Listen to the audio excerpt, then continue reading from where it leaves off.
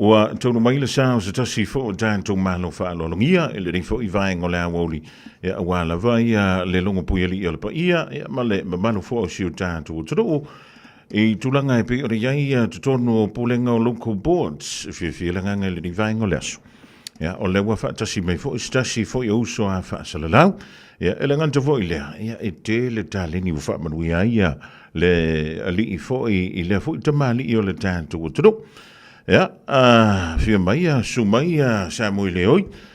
Fia mai lilo mai ava ma te paau, ala le tai oe le te paau le whano ia meisele pa ia I le ala taua. Fia mai ma tala mai aola o fionga li amana ia malo le soi fua ma le langi e mama. Ia, momono whatalo whatu I lau sunga I le whatono le tātou porkalame, ia polau whtalainga seu manu. Ia polau tu whawha I Fofogamua, whapea whanau whatalo whatu I le pa ia ma le lavilo le tatu watinu Samoa le tunu e pele loto ma le nganga lo o whafonga mai I le porkalame le nei fo I vaenga o le Aouli talofa lava mo le atu le nganga o whaftai ia mo le taimi ua au mai tate whaasoa I fo ia I se whatau wa ama se au nanga lo whapena o na whatino ina mo le tatu watinu ma lo soi fua mo ma lange ma Fofogamua ia o le tatu tau whai wha ma lo lava na u wha moisto ino a mosa mo mista of palolo le iau ia e pangalea nga mo meo sikuru lava maka wila tau ele tise lena fa ma lo toi fo il tamai a mosa il dia o li manga luenga fa tai o le toi o la pa tonu I ia u fa pe me kanga kali li aya soli wa makanga me uli ka kala Fofogamua ia mo ia naturally sikemi ia ai li kai nga o ki le beauty le silofia fo ele tantu tro o le fionga ia li amanaia o ia le o se tasi o board member local board member o le Otara Papatoetoe local board. Lia o te loa e pei oa e iei nisi o mataupu e matua kakeke ia ale saurunga le niusta te leilo. I launga lua I te tonu o le tātou local board lea Otara Papatoetoe. Wani mea o tō pisi ele nei vai tau e haona sila fia le atunu.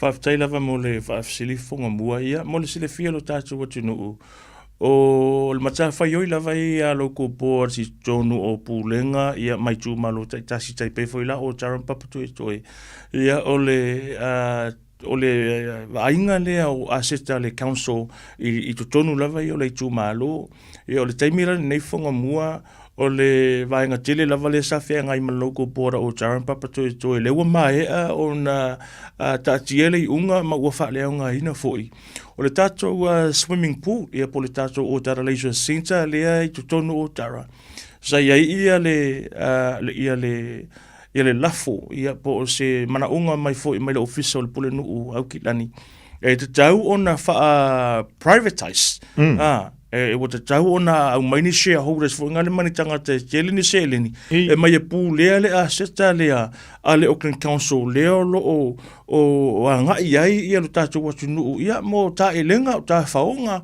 I le tātou swimming pool o ringa luenga lana ko por sa fai Fofogamua fa pero tātou watu nuu ole ese foi por kiki tu o nei mea Fofogamua e la ititia le taimi na au mai ele Auckland Council ele official pule nu e mātou te talata noa ele community ma mai ni fina ngalo e au mai ni fina ngalo tustusia o ni fina ngalo whaalia ia pe talia ia pe to fia foi la le to tele le population o Otara la to te mana nao e lango ia le maula au mai ele official pule nu ole me mana ia la ia o ngaluenga fa pe Fofogamua e a nga lava lo connect fo ngale well connected I groups fo ngale lo active tonu tātou nu o Otara ia leala na mai lo ia le mau mai le official pole no ia male taimi fa tu nga ina te tau ona wa o toi fina ngalo ia ona matou wanga I lo le ia mana tu o tātou tasi lava le aso vai aso e tele na ufanga I fo le poto au lotu na la sa ai o le taimi fo ngale ua fafi na matou wanga ira ia si vai ngale ta o le Otara Youth Hub o le Otara Kai Village ia male Community Builders and New Zealand Trust pe yo la to wie tele ia la to so tanga fo ia ma onga to tonu Otara o to pulanga tala vo fo ia lo tau sa ilini nga luenga ma vulnerable youth o la to la ia sa ma to nga lu fatas Matau mawhai au mai ia manatu ia mawhina ngalo whai o tupulanga talavou. Lea nau na ia lore case fo lele maua na mafuli le lango i la tau umana whai whatala noanga mwhapea mai. E le tatau o na privatizinga ia le tatou leisure center, po le tatou pool. Tatau lava o na whatu mau i le mea lo ia i le taimile nei. Lea na o lo wanga i lava. Ia te wha malu, ia mai e tā ele le tātou swimming pool. E au noa ma se tongi. Wa o isi tu malo mai si no Fofogamua. E lima tā la pe sila tu foi ia le tupe tu tongi le tangata i tōtas. O na whatu am whaila e ano e ulu whale i mō tā i lenga. Ai ole process, ia, na mato wanga i nice community groups ia ma ialo ato whina ngalu. Tu whatasi. Whatasia i loa ma le mauno mātou tū whatasia ma le tai whono le tātou board ia whtalainga ia a pulo ris au tanga vaia manisi o loko board wai tō whitu i mātou i le board o Otara Papatoetoe. Tū whatasi se case whaungale ia mā losi. Whatasia i mau ia wa au mai le community o na ave loa lea. O le process la Fofogamua. E ave a mātou mau ia i councillors ia po o ia lesa i o pule nuu whaungale whai tū mālo. Ia wao le tātou i tūmālo i nei i manukau, e a fia umai o Otara Papatoetoe ma ngele ma o tahu, tu se whai tūmālo i e tonu o le ward a manukau. E iai fo i la councillors a manukau, leo lo tu la i mai e fo i tamali o le tunu. Ia le wharetua ia lo tu fuli, mai i Otara, ia ma le tamali o le tātou a tunu ia al Filipaina, leo lo tu la i mai ma ngele, o la ua la ia, e whawhisa nga i la ua ma le polenu. E luas fulutasi councillors i tonu au kilani Fofogamua. Ia. Tai pei lava le whaingo le lato whono le whono fo i lea i la loi beehive. Whono a le malo tele, whainga malo tele. O ila, e watu mau. Ona present la i e tatou councillors i e to o lua, o lewa whai mai le matou community, e le mananao e lango le mau lewa mai, e le official pule nu, o lana wingala. Te tau na malosi ni mau. Ia o le tala fia Fofogamua. Ia na mahea o na whai i le presentation a tātou councillors. Ma wha lea o ngā haina i a le maule na umai le official pule nu. E te tau o na wha a uru whale ina i le tātou swimming pool. To tongi le tupe le tangata. O na ngā ila i e tai lenga. O lea lai o mai le taimile nei. Wha lea o ngā ina. Ma o lo fuli la wala lea ngā ia to le tātou watu nu. E wha o ngā lea a seta. Ia po o lea fo ia facility a le Local Council. E o mai le taimile nei. Na o sina tala pule na i wha ta inga. O ngā luenga fo i ngā lolo o mātou whaia. Mea fo ina o te wha lange i lava i mātou. O mātou o leo tangata. To tono le tātou community i ngā luenga wha Auckland Council. Ia po le pūlenga o ki lani Fofogamua. Mai lo wha ting. A ta fia to mumu lai tua pe i se me wha ngaule malia i fo i lele lia. E kaulia le mea fo i lele ngā ko mumua ai le se tala o atu i le tātou local board. Ia e pilau na i le local board le a Otara Papatoetoe o le engalue. O le ase au le avanto i whina ngalo wha ali o le antunu. Ia malu. O le ase tā ua o whina ngalo o tangata lau tele. Whaftai tele lava Fofogamua e sere tā ua le vaenga le ua e whaasoa mai ai. Mai e whisilingi ai fo i so vai. O le telo tātou tangata fo i lea ia na fo esi sile nunga social media. Ia na o le whaahali o whina ngalo fo inga le tatala ai e lo iai ia ni whina ngalo fo inga le au mai sao ia te mātou i le local board. Whataita inga. O le tā ua ia fo inga le a whai o lo iai se whataita inga Fofogamua o paka. Playgrounds fo ia le to tonu o le tātou i tūmālo. Ia o sila o tātou watunu. Laua a mata o na wha fou. Ia po ua whausia fo ia ni playgrounds fou. E iai fo ia tātou paka le na ua wha tū e tātou malai voli. O leisi mea lea.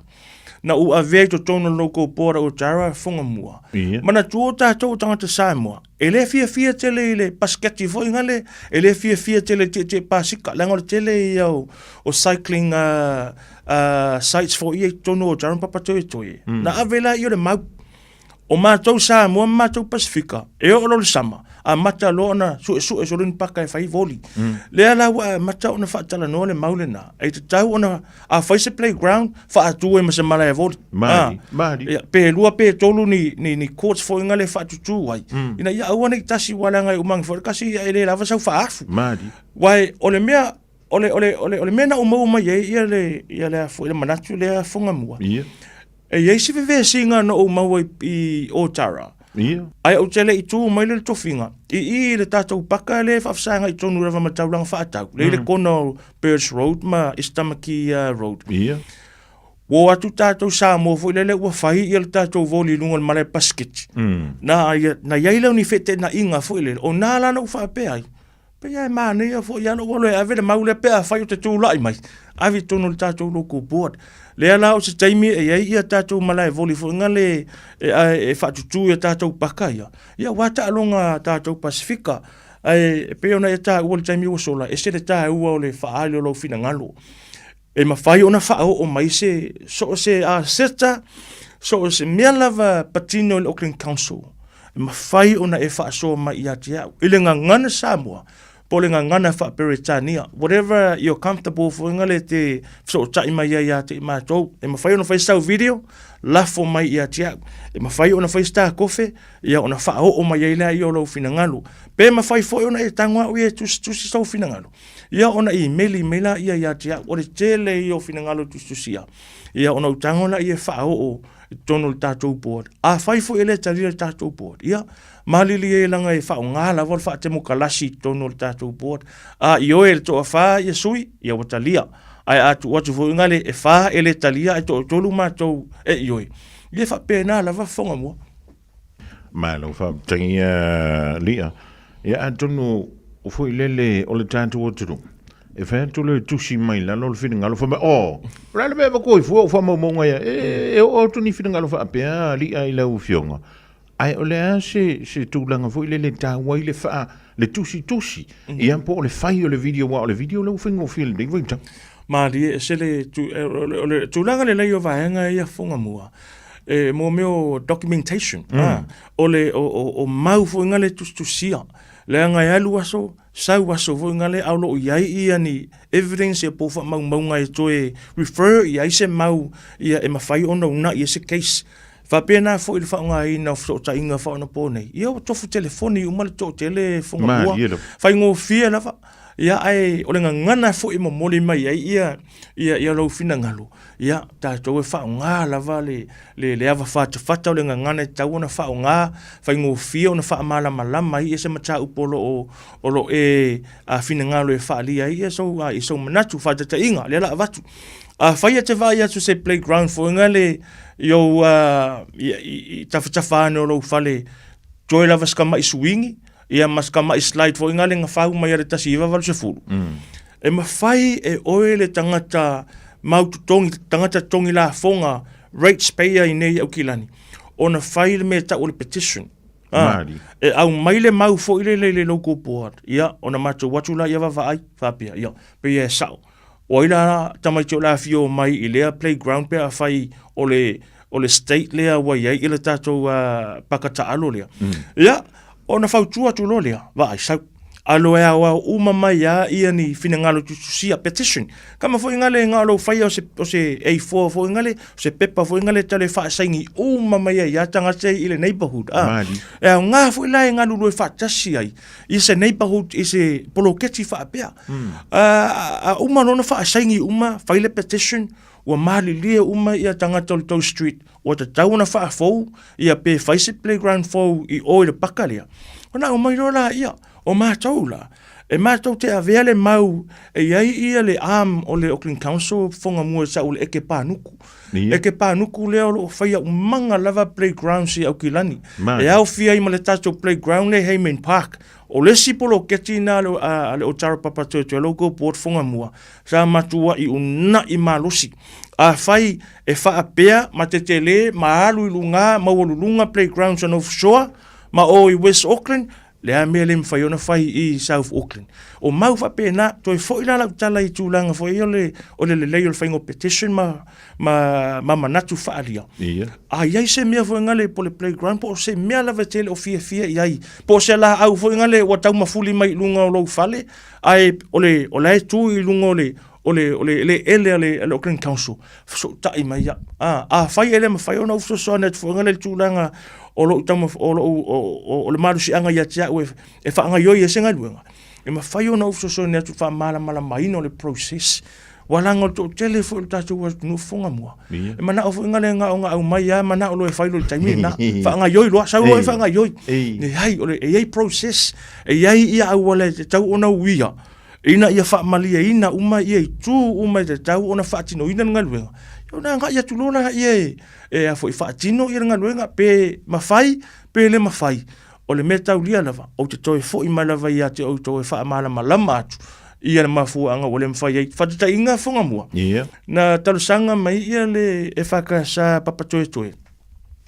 e ia le loli pusa sa ate le lava se itulo paka tonu lava i lumo le lungo la wala i lumo le falsa o le mea lawa tupu ua pupuni ai fo ngale ia le lo ato le o ta avale nga i mai i le tu wala le o paka i lunga le lo le mali ona so ta i mai lona i o stasio tamali o le ekalesia ona fa malama le iai ia ma o avea iai nu mera ale tangate tauna so ta iai mai le Auckland Transport e fa pe fo i male parking Auckland Park Department ale Auckland Council o la tauna ia watu fo ngale o lai faatula fo no ina paka ino le loli ia ona nga yoila ia se si awala mfa fo ia fa fitauli because it is a hazard taula ona ia se fo either advice tangata ona le loli e move ese ia po le la se tulanga fo se advice mai le Auckland Transport ina ia ona is fala la vetula in mai Fofogamua leli malo fa tai ia la se va ngamuli o lo fianga i mangaluenga le tau loko boadi le nei vai tau ia le ngatile o le foi mai tau antol soi fo malolo ina le ke kausia ia ri fa mai voli se wori we nga singa seri ia sa o ai ora ngungu le fa pete tia le ioi o lo nga lue full time le mtanga luenga soi fo malolo ina tato clinics ia ta o local doctors ia ma White Cross eu senga luenga ua o famaleono tau sanga o tau tu ai pe mai ese fo le fa malia ino lo to fo nga le au nanga mari o le so na fi Fofogamua sa te tala ile por kala me fitu vai aso le challenge ale kale sia me tisi Otara i Alexander Crescent ma o lo lang o ine sia matu te mai au nanga se lo fi fo nga le ma lo sin selen ia o walu le tono e kale sia fai ia polo keti fa pia ia wala va tsulango le soifua malolo ina ia a tone ave fo neva no Fofogamua no ta time e toi mo mole toi lava le ngangol fa tai ile tato wala leo fa pia fo ile malu tato watu no mo tato sa ile nga se leni le give little le sa fai mo na tamali fo ile tato watu no sa malanga mai le loi te puke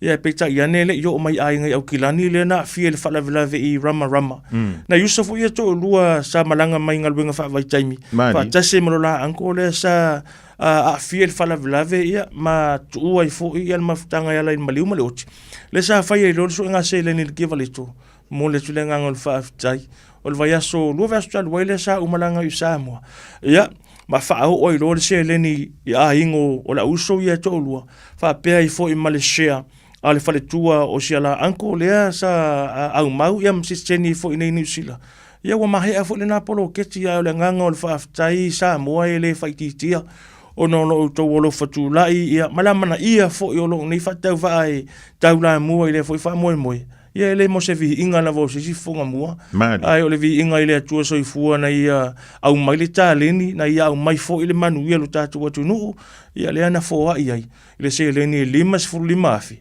ia ona avelola ia lono sfulu afi Samoa ona sfulu afi Samoa mo ainga to lua Samoa ia te ale sfulu fitu afi New Zealand ia mo le faletua o la anko i New Zealand Fofogamua malo fa tai ia tonu fina fa ali ai fo ni fina ngalo nisha ia o te lo le silo fina ngalo le tu ngalo nga sa i tai muai ia mi se vo ni so tamali o le tanto o tru io o tulanga la vale na ta te faia lava male fai te nei ngaluenga Fofogamua le ngalo o sila la vale atua e te fiu lava e te alu i fema fea te peia o iona fo ingale pe o le selo e atil sila fanga le atua ma o mea foi pa pia se e pa ia se leni fo ngale o au ia le atu mo le foi fa tai ile tato Pacific Leadership Forum i fa pe fo il fono fa tua Samoa male mafutanga fa au Samoa nei au kilani mo le langolango ino le fa mo e ala le fa la wiloa ia male a apa tu e kale sia wan me moni la vai o le tele e kale sia na fso soni mai Ai o le mea fo isa ma eu fo ngale lau tele tilo i le tātou polo ke tile. E tō tele atu tangata ele o ni Samoa. Nai lo Samoa. Saharo lofa. Ia malangona fo ngale le fia fsosoni mai. Ona o le au wale leu tau na se i tātou Fofogamua. Whao ngale kiva lito. Simple, easy, and transparent. Le aise me foi ngalo toi alu toris fulua fe toi fai le fonga tau mafa ma to tongi ele venu to tongi toi malfa ili ya ma ko okele foi ngare a meia na fai la vor soanga sa inga se ele au sa or ki valito o le tangata yo fe fo ha i mai la sa o le nganga foi ele e fo ha ya na paunga skala foi ngare it's something that we more need to look into fa faingo fie fo ya tato sa inga se ele ni Fofogamua lele ya o mai so fi ngal mole tapu ingal tatu tru o se wala so ta ye toi la to lo la lamba pa au pitunu o Otara Papatoetoe ile fia mo le se so son ya ele lo wa ko fo ile fa ya la ko mo nga va mtu la fa pe after tele la Fofogamua mo lo overnoa fia la va fa so ia se vai ia pola fo istamo fainga e so ne tatu atunu mali o le simano si anga ya o me alo fa le tua o le va fe so ta ile ma le telo matanga luenga le malo ia ma fai ona o ava pe o le housing ia o le work and income ia tata tamo fai lava e so ta isa o lava o le tanga tolo fainga luenga i tono matanga luenga ia ele o le tulanga fo ingale o le afa ala tua le fainga nga luenga ai au mai ai fau tuanga ma advice information e sao o au wale te tau ona e muli tai ai ia se onu o Otara la lava se vaenga tau o council ia o se fsosoani fo ia ini somtanga luenga le malo e mfai ona fsosoani tua e mai somtanga luenga le soifua maloloina fa fsota isa o mai lava e te maua ulunga le telefoni a le message lunga le TikTok o le olua tasi lua iwa fitu iwa valu o fitu ia le numero telefoni e te maua iau le alava aua e te ma aua fo ia te whapea fo inga le ia o le pengi fiki le ala apalai ia una ele fia whaaso mai le aua te ma ai so tai mai ono tom faila ia sa ili se so soani mo o ia mole atu le ngangol whaftai tele lava Samoa ia mola o tau lango fo ilo nei tangata whaatau va i so o se mea o loo whaatinoina ia matau mawhai ia wase le leo le tātou watunu ia na o le atua e sila fia le tangata malan tau mawhainga whaftai fo i ftalainga ia Fofogamua mola mana ia o lo nei whaatau va maua pea ia lau tō wha whale nganga whale atua ia mai se lea o le mau tele ia wale tau tuaina o le tātou watunu ai manuia Samoa whaftai tele mo lewa noa ai ola li amana ia so i fo ia ia manuia le fionga ia li amana ia Lorenzo Kaisara o stasi vo tabali o le tātou tru o lo tonu o le Otara Papatoetoe local board ia mi se vo le tulanga tau so i fo maloloina mi se le vo tau ye vala uso o mai fo la ngungu ia e te maua ia le fionga ia li amana ia e dai le pitonu o Otara i lona ofisa ia mi se ile tau tua ale so i fo maloloina